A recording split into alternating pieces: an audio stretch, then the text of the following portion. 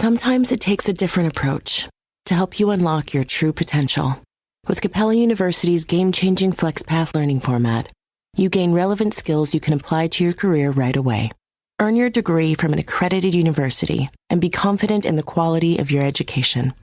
Imagine your future differently at capella.edu. Capella University is accredited by the Higher Learning Commission. Learn more at capella.edu/accreditation. You're listening to a Mint podcast brought to you by HT Smartcast.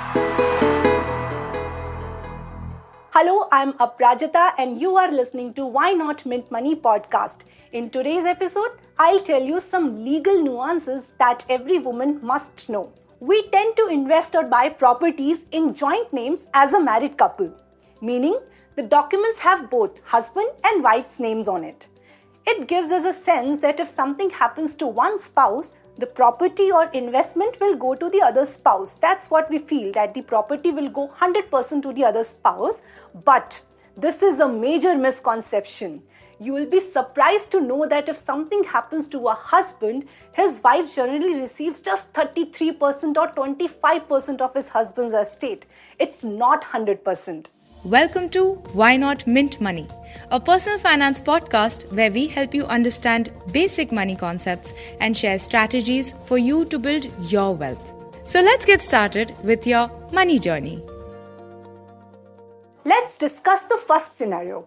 If something happens to your husband, then as per Hindu Succession Act of 1956, his portion of the wealth gets distributed among his wife, children and mother.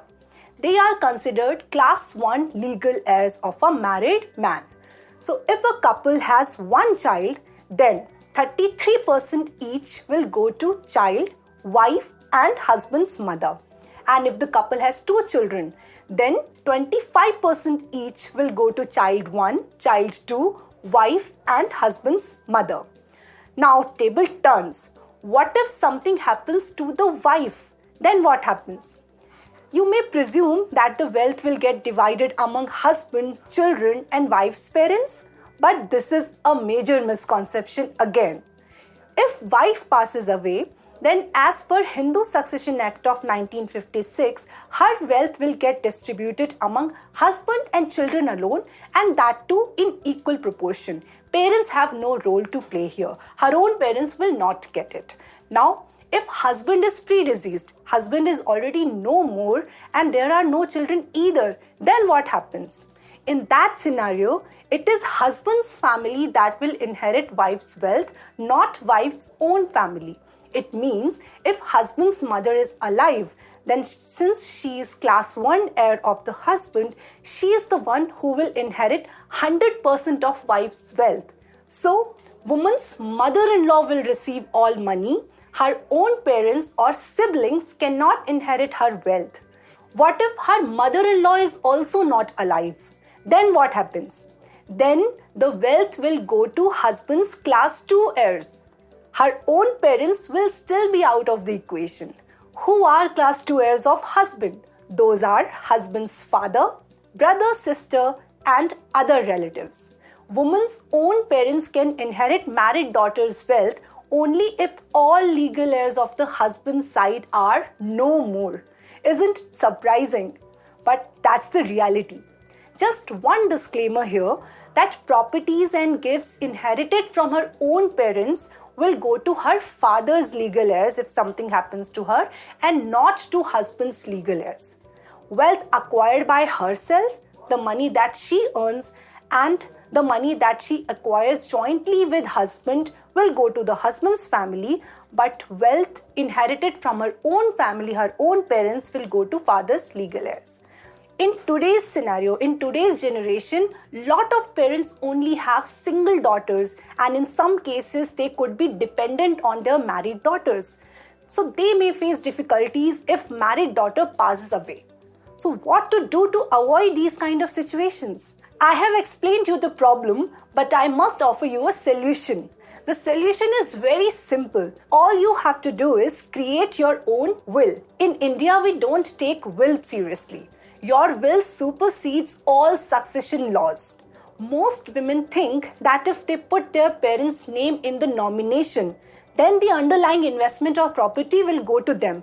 A lot of time it happens that when we are filling up forms or when we are investing somewhere, then in the nominees we mention our parents' own names. We do that.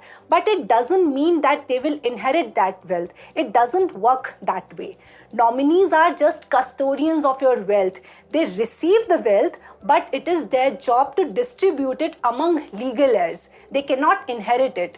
So for example, if you put your mother's name as a nominee in some investment, then she will receive your wealth, but she will have to take the pain to distribute it among your legal heirs. She will not get a penny. So remember, nominations will not help you. Ensure that you create a proper registered will to avoid succession disputes. A couple may create a joint will, but women must have their own individual will to safeguard their dependent parents. Lastly, another important law that is about life insurance policies. Look, we buy life insurance policies so that if we are not around, our family gets the insurance coverage and they are financially protected. But what if the person who died had loans running? What if the person was in debt? In that case, creditors or clever relatives, they may come forward to lay claim to the insurance coverage. Bereaved spouse and children may not have strength to fight with creditors or clever relatives. They may lose access to insurance money. So what to do in that case? Buy life insurance policies under Married Women's Property Act. In short, we call it MWP Act. If a married man buys a life insurance under MWP Act, the beneficiaries can only be his wife and children. Neither creditors nor his other relatives, including his own parents, can lay claim to it. But do note that if a married woman buys a life insurance plan under MWP Act, then she can only add her children as beneficiaries and not her husband. So husband cannot be a beneficiary under MWP Act. And also note that beneficiaries once added cannot be changed. In normal, regular life insurance policy, if you want to change the name of your beneficiaries, you can do that. But if you buy a life insurance policy under MWP Act, then beneficiaries cannot be changed. So if a man gets divorced, his ex-wife will still be entitled to receive the insurance proceeds if that policy was bought under MWP Act. Even if he remarries, he cannot replace the beneficiary in policies bought under MWP Act, so take note of it. I hope the episode was useful for you. Do share this podcast widely so that more women get to know about their financial rights. Feel free to reach out to me on X and LinkedIn. My X handle, Apri_Sharma, and on LinkedIn you can search me by my full name, which is Aprajita Sharma. Keep tuning into stsmartcast.com for more such interesting podcasts. Thank you.